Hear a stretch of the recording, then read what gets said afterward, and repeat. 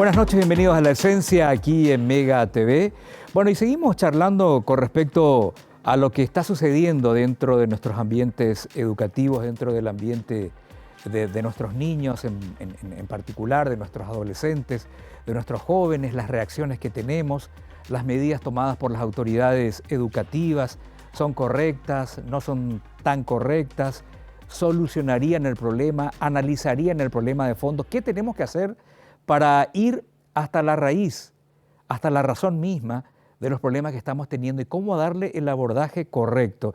Y es ahí donde recurrimos a autoridades de diferentes ámbitos de nuestro país para ver qué nos dicen, qué se plantea, qué se sugiere, qué es lo que tenemos que hacer para analizar el tema desde su raíz y encontrar las soluciones reales a este problema, ¿no? Estamos en contacto en esta noche y agradecemos su tiempo con la doctora Lorena Segovia, que es ministra de la Defensoría Pública. ¿Cómo está, doctora? ¿Cómo le va?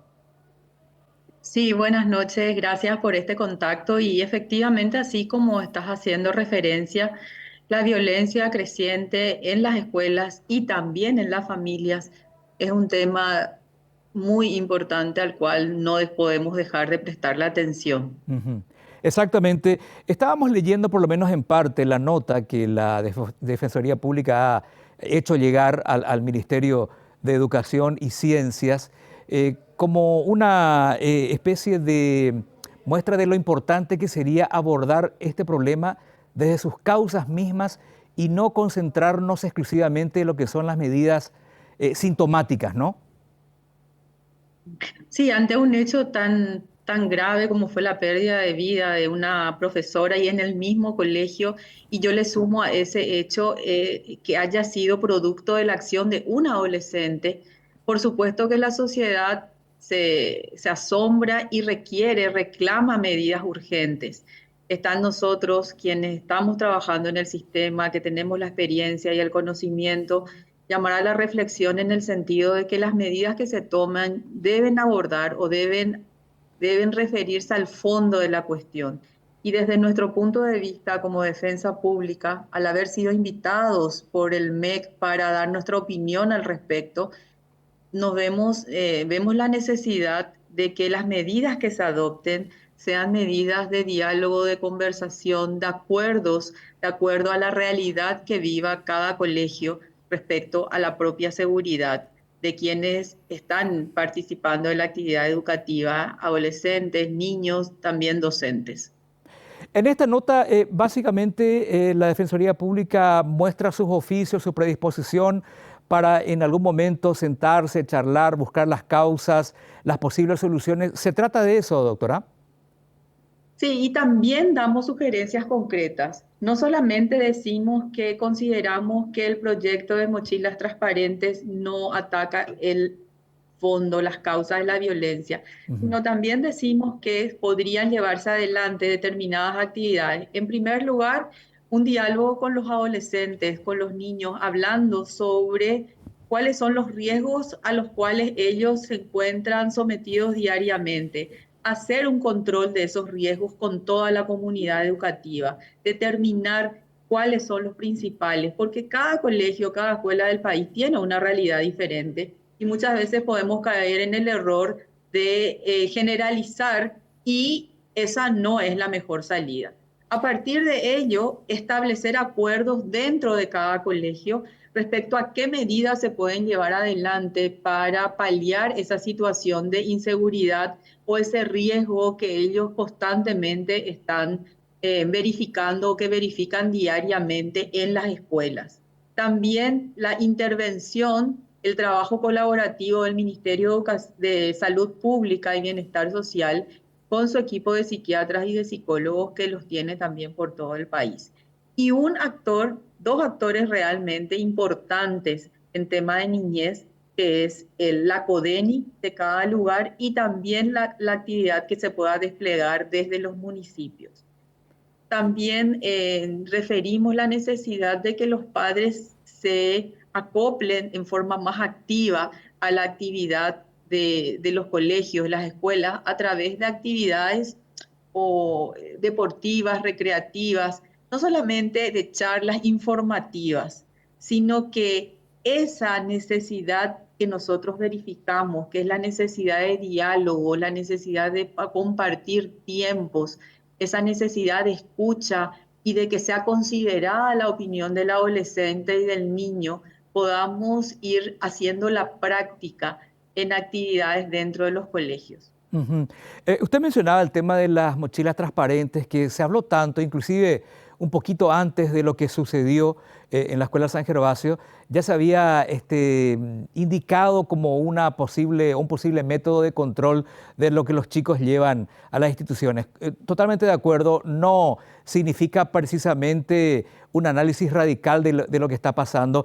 Además, doctora, no sé si usted coincidiría, y aquí ya quizás recurramos a sus conocimientos en el ámbito jurídico, en el ámbito legal, podría ser también una medida lesiva de la intimidad y la privacidad de los chicos, porque ahí se va a ver absolutamente todo lo que llevan. Por ejemplo, alguien que tenga una medicación especial, por ejemplo, alguna receta médica o Claro. medicamento que tenga que utilizar, y bien sabemos que las cuestiones de salud son confidenciales, son absolutamente privadas de cada quien. Hasta eso podríamos estar llegando con una medida aparentemente práctica como utilizar mochilas transparentes. Bueno, por un lado, analizar si es efectiva realmente para lograr el objetivo que pretendemos. Pretendemos disminuir la violencia, disminuir los riesgos con la utilización de mochilas transparentes. Primero, evaluar si va a ser así realmente, si Ujú. hay experiencia en otros países respecto a que esta es una medida que tiene resultados positivos en ese sentido. Si además de que no tenemos evidencia de que esta medida resulta beneficiosa, que esta medida produce los resultados pretendidos, también tenemos que considerar que se pueden lesionar otros derechos. Y me parece muy importante eso que hacer referencia a reconocer que los niños y los adolescentes también tienen derecho a la intimidad. Ujú. Ese derecho a la intimidad no es solamente de los adultos, y está bueno que se pueda discutir, que se pueda hablar sobre ese derecho a la intimidad. Yo había hecho referencia en el memorándum que mandamos al ministerio respecto a la salud menstrual, un Ujú. tema que hace rato que lo estamos tratando en la defensa pública porque es un derecho, forma parte del derecho a la salud de las mujeres y de las adolescentes, y nos damos cuenta de que es un tema tabú. Increíblemente, a estas alturas del siglo XXI, todavía hablar de la menstruación, algo que es físico y que se ocurre todos los meses en la mayoría de las personas, de las mujeres, eh, se resulta bochornoso. Sí. Entonces, si hablar ya es un problema, te imaginas que sea pública esa situación con todos tus elementos de higiene menstrual, por ejemplo. Pero hay otras razones también que se pueden ver del diálogo que podamos tener con los adolescentes, con los niños, respecto a qué se estarían ellos exponiendo con eso. Y vos lo acabas de decir, uno, por ejemplo, una medicación. Sí. ¿Y sabes qué me llama la atención? Que hablando del tema, cada vez que hablo del tema, alguien me da un nuevo elemento.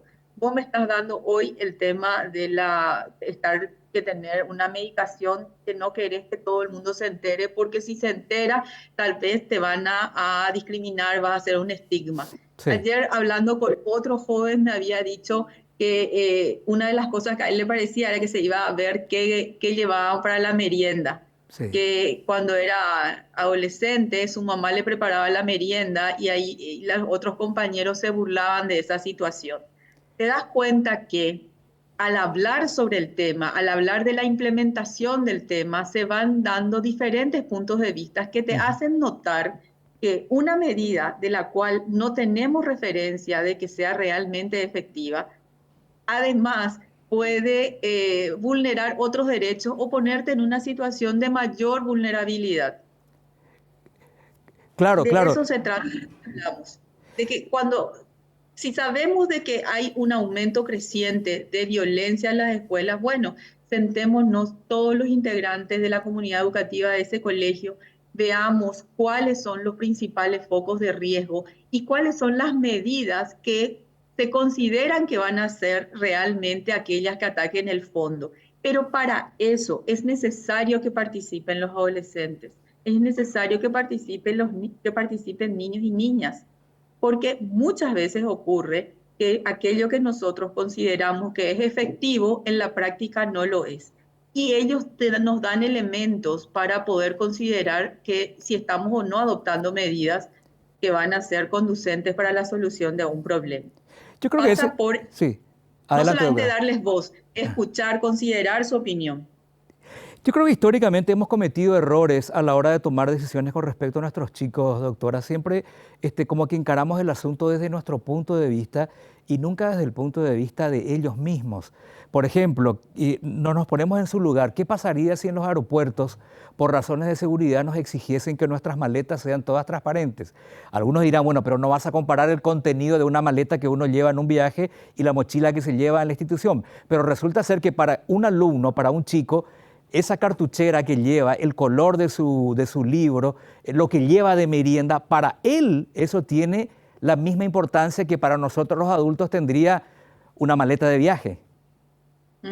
Pues me hace reflexionar porque hoy en otra entrevista me hicieron notar que hay lugares donde se ingresa con una verificación electrónica de que no tenés nada, por ejemplo, en el Poder Judicial. Y es Sí. verdad, pero el ámbito en el cual se realiza ese control es totalmente distinto.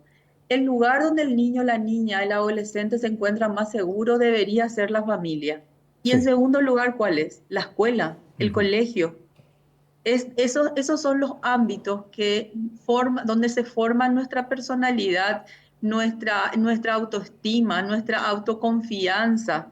Sin embargo, en ese espacio donde la niñez o la adolescencia debe sentirse seguro, debe sentirse reconocido, valorado, ya iniciamos el proceso de ingreso a la escuela, por ejemplo, con un Ajá, claro, detector de metales, presumiendo ya la falta de confianza, o sea, claro, qué tipo de vínculos de confianza estamos construyendo. Y para mí es la señal de que no podemos con el problema. exactamente. Finalmente, también como autoridad tenemos una gran responsabilidad que yo siempre señalo. Estos cargos nos ponen en la necesidad de decir que una medida no es la más adecuada y explicarle a las personas por qué esa medida que al parecer podría ser la solución más rápida no es aquella que va a asegurar que no exista violencia. Podemos llenar la ciudad de cámaras, Ujú. podemos llenar las escuelas de cámaras, hasta en los lugares más íntimos. ¿Y cuál va a ser el resultado? ¿Disminuimos la violencia o la acostumbramos a vivir siempre controlados? Que ese tipo de medidas ya no se consideren violatorias de ningún derecho. O sea, finalmente, ¿cuál va a ser el resultado de vivir bajo el control, de ese tipo de control? Que quiero señalar, no significa que no exista el control. No Ajá. es que no estoy de acuerdo con el control. Lo que sí estoy de acuerdo y lo que propugnamos de la defensa pública es que el control sea en base a medidas que sean efectivas y que a la vez puedan ser compartidas y aceptadas como válidas por toda la comunidad educativa. Hagamos una comparación para entender esto. Vamos a hacer un paralelismo con una consulta médica. Nos vamos al doctor porque nos duele mucho la cabeza, ¿no? Entonces el doctor, por un lado, nos receta algún calmante, un ibuprofeno para que no nos duela tanto la cabeza, pero aparte de eso, él va a investigar a través de algún estudio, algún análisis que nos pide la razón por la que nos está doliendo la cabeza, porque no basta con que se me calme el dolor de cabeza con un ibuprofeno. Tiene que haber algunos estudios para ver dónde está la causa de ese dolor de cabeza. El planteamiento aquí sería más o menos lo mismo, doctora. Y sí, siempre y cuando, a no ser que me digas que ese ibuprofeno va a ser la aplicación de una medida y que a la par se van a realizar otras medidas. Ajá, Si ese es el planteamiento del ibuprofeno, yo te diría que no, ajá, porque las consecuencias que pudiera darte ese paliativo, ese ibuprofeno, en el caso de la enfermedad mayor, tal vez no va a afectar ningún otra, no te va a enfermar más, pero medidas como esta sí entrañan un claro. riesgo y ese riesgo debe ser valorado. Y tenemos que entender que la solución no es mágica. Ajá, Es tan fuerte lo que pasó, tanto impacta, que hace que busquemos salidas rápidas. No hay salidas rápidas, no hay soluciones inmediatas. todo se trabaja, la confianza se construye, se dialoga. Y quienes estamos en puestos de autoridad y quienes estamos a cargo de la dirección de un espacio, ya sea público o privado, pero tenemos el liderazgo, también tenemos que aprovechar el momento para deconstruir las prácticas autoritarias que emergen de nuestra propia educación. Ujú.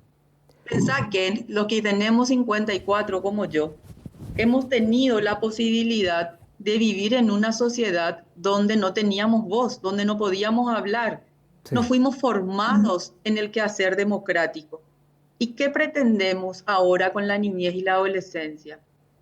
Que respondan simplemente a medidas de control extremo, que respondan a órdenes, o queremos formar el razonamiento crítico, respetuoso, tolerante de la diversidad. ujú. Yo creo que es lo segundo. Y eso significa darles tiempo, atención, escucha, pero no solamente escuchar, tener en cuenta su opinión.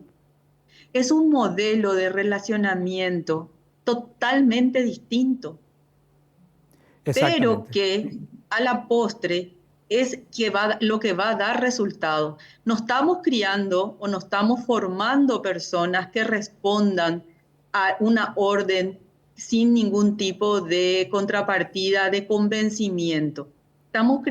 La idea es formar y ayudar a criar niños y niñas y adolescentes con pensamiento crítico, Ujú. con responsabilidad, con capacidad de diálogo, con tolerancia. Eso no se hace de la noche a la mañana, pero se debe empezar a hacer ese camino. Y nosotros como autoridades tenemos la obligación, primero, de contar la realidad, segundo, de disponer o de construir medidas o establecer medidas que se ajusten a ese objetivo, aunque no sea de una solución inmediata. Claro, claro, claro. Normalmente las soluciones reales tienen su proceso, tienen su tiempo y es cuestión de saber aceptar de que el tiempo también tiene que transcurrir para encontrar esas soluciones. Doctora, ¿usted ha recibido a padres, por ejemplo, preocupados por sus chicos, su desempeño escolar, el ambiente escolar que tienen? Usted como defensora general también ha sabido captar, gracias a su cargo, esa preocupación de los padres con respecto, o de niños mismos también, o jóvenes que tal vez en algún sentido se hayan acercado a usted. ¿Usted pudo percibir ese tipo de preocupaciones en la familia? Sí, en forma constante. Y más te digo, Ajá, percibimos en forma permanente como que los padres de repente ya no saben qué hacer. ajá. Tenemos muchos casos en los cuales los padres piden que sus hijos sean privados de libertad, por ejemplo. Ujú. Pero eso significa de que nosotros como Estado no estamos fortaleciendo a las familias, cuando que ese es el rol, uno de los roles principales del Estado. Nosotros debemos, como Estado, crear las condiciones para que niños, niñas y adolescentes puedan ser criados, formados en sus familias. Por lo cual debemos fortalecer las habilidades de padres, madres, no solamente desde el punto de vista económico, suministrando, favoreciendo la creación de empleos o formándole a las personas para que puedan mejorar su situación laboral, tratando de que salgan de la pobreza, sino también dándole las habilidades de conversación, de diálogo, de crianza, las prácticas de buena crianza, que hoy por hoy están tan dejadas de lado. Y otro enemigo del desarrollo, de la personalidad, desarrollo físico integral de niños y adolescentes es la droga. Ajá. Entonces, lo que deberíamos hacer como Estado es fortalecer a las familias. Entonces, al fortalecer a las familias, enseñándoles, formándoles, colaborando también a su bienestar económico, a su capacidad de poder salir adelante con un mejor empleo, con posibilidades laborales. Además de eso, darle otras herramientas. Ujú. Entonces, volviendo al inicio de todo, finalmente deberíamos poner el foco en el fortalecimiento familiar. A Exactamente. partir de ello, crear, fomentar el diálogo.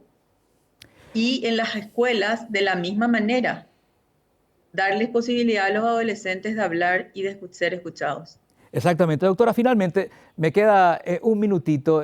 ¿Hay respuesta del MEC? ¿Esperan respuesta? ¿Ellos se han comunicado con ustedes? ¿Hay posibilidad de alguna reunión? En un minuto, ¿qué me podría decir? A partir de ahora, ¿qué se podría hacer? Sí, nosotros estamos en una mesa de diálogo Ajá, que ellos nos invitaron para participar y dar sugerencias. Eso es lo que hicimos. ajá, Nos dieron la posibilidad de opinar respecto a una medida que iban a tomar y dimos nuestra opinión. ajá. Esto va en ese tren de cosas, aportar a las soluciones. Nuestra visión es de que esa medida es absolutamente paliativa, ni siquiera paliativa, no es conducente para lograr el objetivo que se está pretendiendo. Exactamente. Doctora, ha sido un placer escucharla. Yo le No, a agradezco por su ustedes. tiempo una vez más y ya oportunamente seguiremos conversando. Muchas gracias. Hasta luego. Hasta luego, la doctora Lorena Segovia, defensora general, entonces charlando con nosotros acerca de esta comunicación que están teniendo con el MEC, acerca de qué podemos hacer para realmente encontrar las causas y las soluciones a este ambiente de violencia que se está dando en las instituciones educativas y esta especie de confusión que están teniendo nuestros chicos en la vida. Ya volvemos.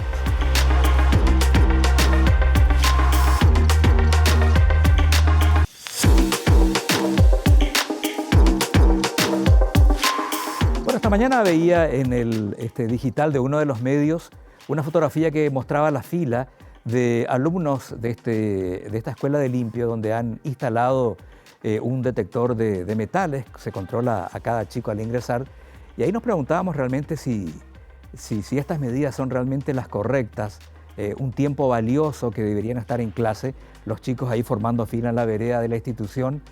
Hay una especie de presunción de culpabilidad desde el vamos, que tampoco es correcto, y también está esa actitud lesiva hacia la intimidad o la privacidad de los chicos. De ahí que comentábamos con la doctora Segovia de que son medidas que quizás ni siquiera llegan a ser paliativas, medidas sintomáticas, medidas urgentes, pero que no deberían agotarse ahí. Hay todo un análisis profundo que se tiene que hacer y sabemos que es una cuestión de tiempo, son soluciones que llevan su tiempo, pero que a la larga nos van a hacer, por un lado, encontrar la razón de todo esto y la mejor solución para todo esto. No quedarnos simplemente con las mochilas transparentes, los detectores de metales y qué sé yo, sino llegaríamos a una sociedad donde todo está filmado, todo está grabado, hay un universo de cámaras por todos lados, control por todos lados, pero no se puede, digamos, analizar qué hay dentro de la mente de ese chico y por eso está actuando como está actuando y va a seguir actuando más allá de que aparezcan miles de cámaras en su día a día. Hasta la próxima en La Esencia.